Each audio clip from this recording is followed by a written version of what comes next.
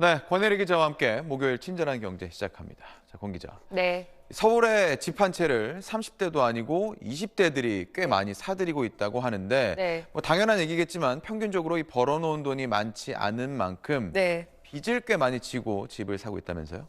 네. 최근에 서울에서 집을 산 사람들이 그 돈을 어떻게 마련했는지 분석한 자료가 나왔는데요. 네.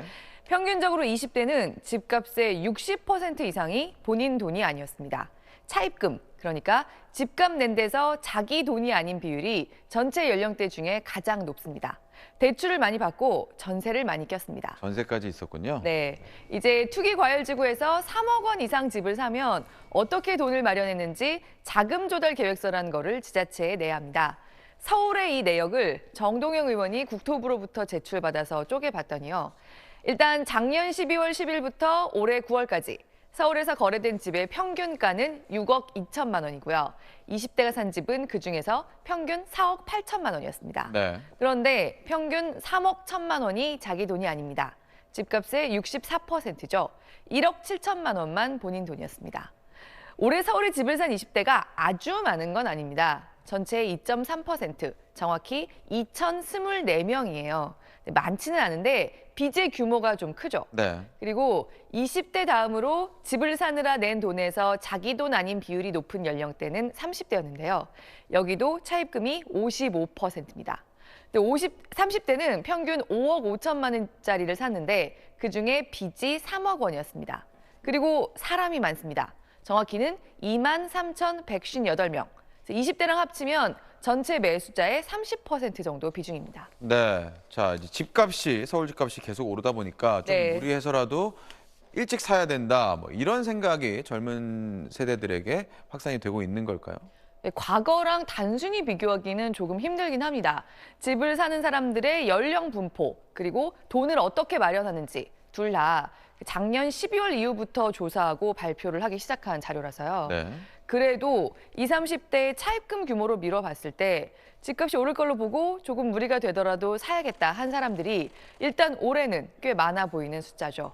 특히 20대는 남의 돈 3억 1천만 원 중에 대출받은 돈이 평균 1억 1천만 원이었고요. 전세를 낀 게 컸습니다. 임대보증금이 1억 6천만 원 정도예요. 네. 서울에서 집을 산 모든 연령대 중에서 자기 스스로 대출이 안 되고 증여분이 큰 10대 이하를 빼고 대출보다 전세 낀 돈이 더 큰 거는 20대가 유일합니다. 여러 가지 이유가 있겠는데요. 일단 20대는 상대적으로 소득이 낮은 편일 테니까 큰 대출 받기 어려운 편인 사람이 많을 겁니다. 또 아직 부모님과 살거나 하면서 앞으로 집값이 오를 걸 노리고 이른바 갭 투자를 일찍 시작한 사람들도 좀 있어 보이는 숫자죠.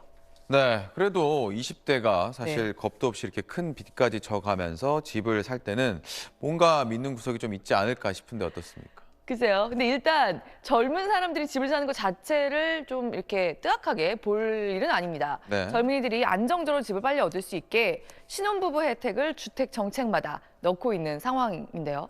하지만 이번에 나온 조사에서 보인 차입금 규모가 좀 무리하는 사람들도 있겠네. 그게 우려되는 거죠. 네. 근데 서울 집값이 들썩이는 건 사실이고요. 앞으로 집값 전망도 엇갈립니다. 하지만 무리한 차입금은 웬만한 집값 상승기에도 사실 위험합니다. 대출 상환 부담도 있고요. 또 요즘 추세에서 하나 특징을 봐야 할 게 서울의 집 매매가는 아직 들썩이고 있지만 전세가는 올해 1.7% 정도 내렸거든요. 네. 전세금 돌려줄 때도 생각해야 합니다. 세입자한테 돌려줄 여력을 생각하지 않고 과하게 전세에 의존하는 거는 위험하다. 그래서 올해 역전세 문제 전국적으로 계속 이슈고요. 서울도 다른 데보다는 훨씬 덜하지만 완전히 예외는 아니었습니다. 게다가 대통령도 그제 국민과의 대화에서 집값은 꼭 잡는다 다시 한번 천명했죠. 이미 시장에서도 최소한 계속 쭉쭉 오르는 거는 좀 무리겠다는 요인들이 보이는 분위기입니다. 네. 이번 달에 기록적이었다는 거래가 일부 허위 매물로 밝혀졌습니다.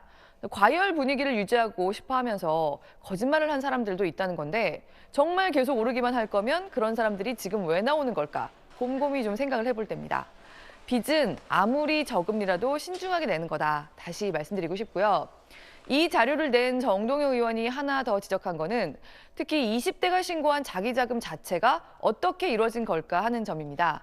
자금 조달 계획서를 내지만 정부가 그 내용을 보통 확인까지는 안 하고 제출한 대로 믿어주고 있는데요. 네. 집값에 자기 돈이 평균 1억 7천만 원 들어갔다는 20대가 증여라고 신고한 돈은 그중에 4천만 원 정도거든요. 네. 그러니까 세금 부담이 없는 딱 그 정도 선인데요. 네. 정 의원은 여기에 대해서 편법 상속으로 제대로 안 써낸 사람들도 있지 않겠나 추정했습니다. 이런 부분에 대해서 요새 점점 조사가 강화되는 분위기입니다.